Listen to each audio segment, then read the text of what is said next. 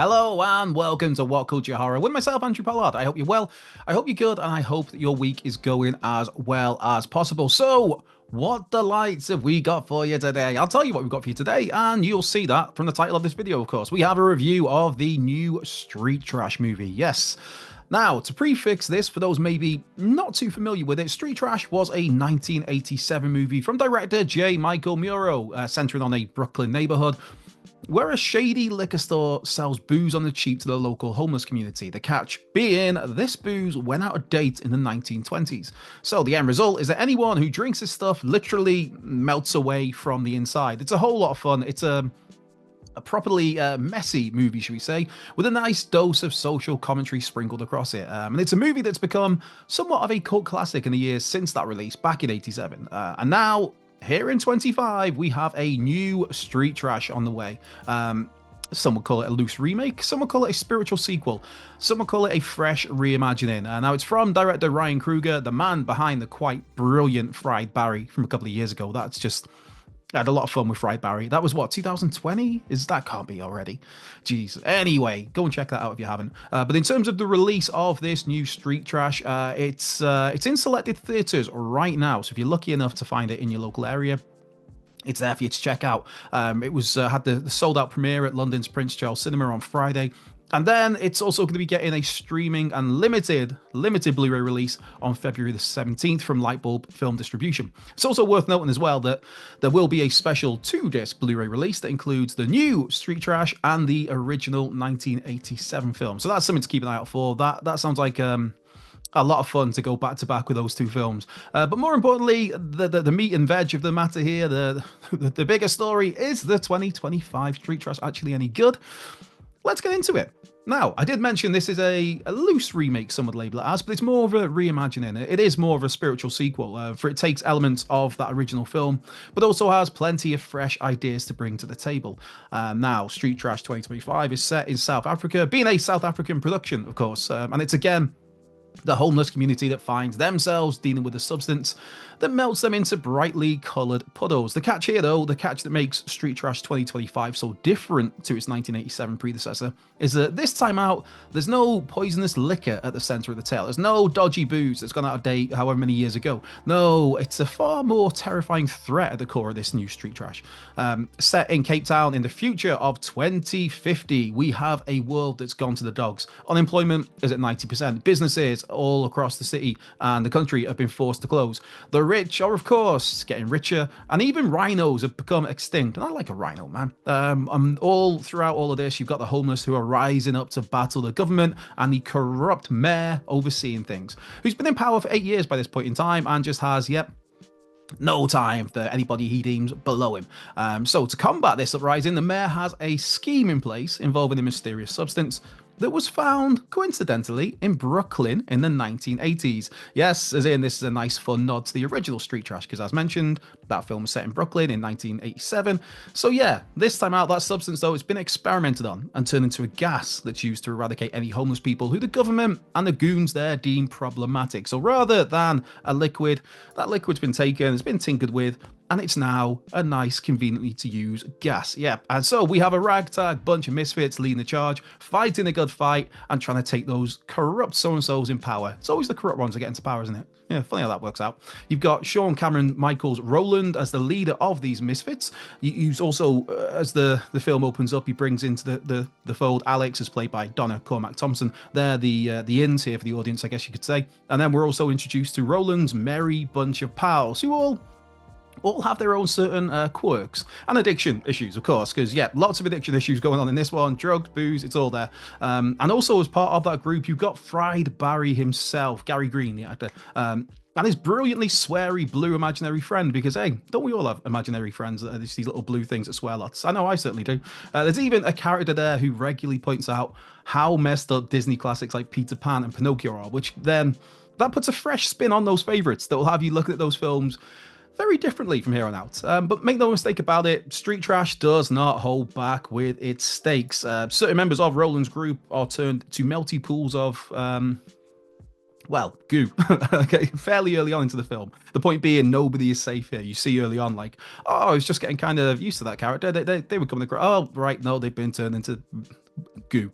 Street trash, though, it might not be for everybody, it's fair to say. That's probably the best way to put it. But you'll know within, I'd say, the first 5 minutes of the film whether this one is for you or not.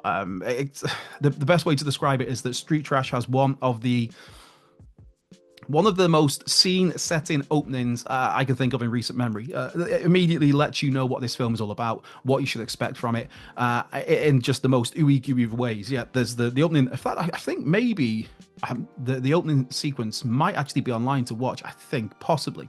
But anyway, within the first, like, 4 or 5 minutes, you see this film lays bare what to expect from it. And then it's like, you will know straight away whether, like, yeah, I want me some of that, or, ooh, that one's maybe not for me. But on that front, the practical special effects work here is fantastic. Now, the first Street Trash back in '87, that's a film that's famous for its effects work. And this new version very much follows suit with its various death sequences playing out in all kinds of spectacular fashion, I guess we could say. You see people's skin bubbling up, rippling.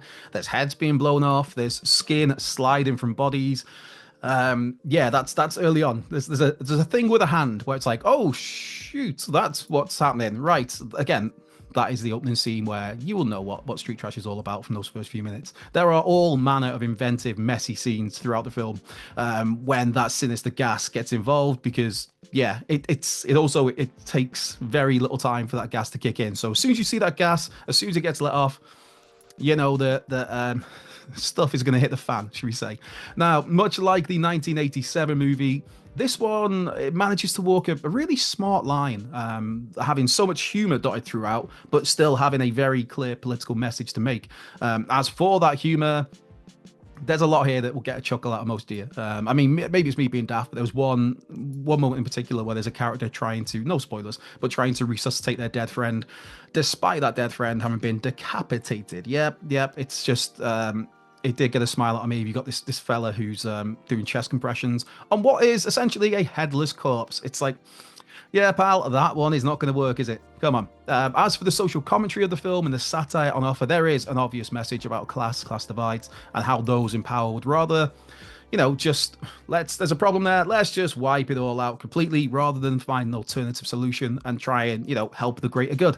Yep, but Street Trash, it does have a whole lot of heart at its core, especially when it comes to the camaraderie between Ronald and his group. Of course, there are several nice little nods and winks to the 1987 movie. I did mention early on that there's references to 1980s Brooklyn, but there's also other bits where, if you've seen that first film, there's bits where it's like a light bulb will go off in your head where it's like, oh, that's, and I see what they, there's nice little nods dotted throughout here, which, put a smile on my chops anyway. There's also the sheer colour of the kills here that very much mirror that original film, because in that first Street Trash, famously, a lot of the kills, a lot of the death sequences, a lot of the melty goodness, it's all bright colours, and that is, again, the case here, which, just works really, really well. There's also a lovely sense of, what's the best way to describe it? I guess manic insanity that you'd normally see in, say, not just the original Street Trash movie, but also like a Trauma movie, or something from the delightfully creative mind of say, like Frank Henenlotter, the Basket Case films, Frankenhooker. Not to mention that there is a whole lot of John Carpenter influence to be felt here, especially when the film really gets going, when it gets into its final act. It's like you sat there watching and it's like, okay, I see what you're doing here. I'm getting that Carpenter vibe. It is maybe a little bit ham-fisted and a little bit like slap you around the face with it, but I do not care, man, because I am always here for some nice nods to John Carpenter, because, hey, John Carpenter is my favorite director of all time, so I'm all good with that. Now, one question some people I've seen were kind of asking was, do we need a new Street Trash movie here in 2025? And the truth is, nah, not really. No, it's not one of those films where, fans were clamoring for a sequel, a remake, a reimagining, a prequel, whatever. There was nobody thinking, we need to see more Street Trash. But if anybody was to tackle this project, Ryan Coogler is as good a choice as any. In fact, for those who've seen Fried Barry, I've said that I've got a lot of time for that film, but if you've seen Fried Barry, you could say that Ryan Coogler is very much an inspired choice for this film. It just his way of getting things across just works really well here. His style, his tone. Now, all in all, Street Trash 2025, it is It is a lot of fun, first and foremost. It's just this ooey gooey delight. Ooey gooey is the words, the term, the phrase that is all that comes to mind with this film. It's an ooey gooey delight that's got plenty of quirky humor, some great practical effects, and plenty of very solid performances across the board, particularly from Sean Cameron Michael and Donna Cormack Thompson. They are, like I said, they're the in for the audience, as it were. They're the anchors of this film, of this story. Plus, also a special shout out to the excellent Joe Vaz as Chef, who is one of Ronald's crew and just a character that has a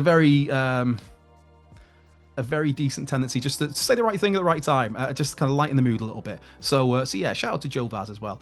As mentioned, street trash, it might not be for everybody, with some of the gore very much out there, should we say. Again, you will know within the first 5 minutes whether this is a film for you or not. It was very much a film for me. But for those who get a kick out of that stuff, there's a whole lot to enjoy here. And again, that was very much the case for me. I got a lot of fun out of this film. Now, if you're looking for, your standard rating out of 10, out of 5, whatever, I'm going to go with a very, very solid 3 out of 5 for this new street trash. It's a very good way to spend 90 minutes of your time, and it's also one of those films where it doesn't really let up. I mean, it's a very jarring opening, and then it's like straight into the action, and it doesn't really relent across those 90 minutes. It's a very well-paced film, because there are the odd bits where the mood drops a little bit, and the stall is set for what's to come. But for the most part, it rackets through that 90 minutes. It's a very good way to spend an hour and a half of your day, is what I'm going to say. Now, again, to reiterate, Street Trash is currently in select cinemas across the globe. If it isn't showing in your area, then go and give it a whirl. I would. The film, again, will be later on streaming and on Blu-ray on the February, the 17th of February. And remember, there will be that double disc release that also includes the 87 Street Trash, which I imagine that should make for like a great double bill if you're looking to wind down one night with a couple of horror films. Just, steady on. Oh, we'll put on that 87 film. Oh, we'll put on the 2025 film. Oh, that's I've had a good few hours there. I've had a good 3 hours, 3.5 hours. Get some food, open a few beers, happy days.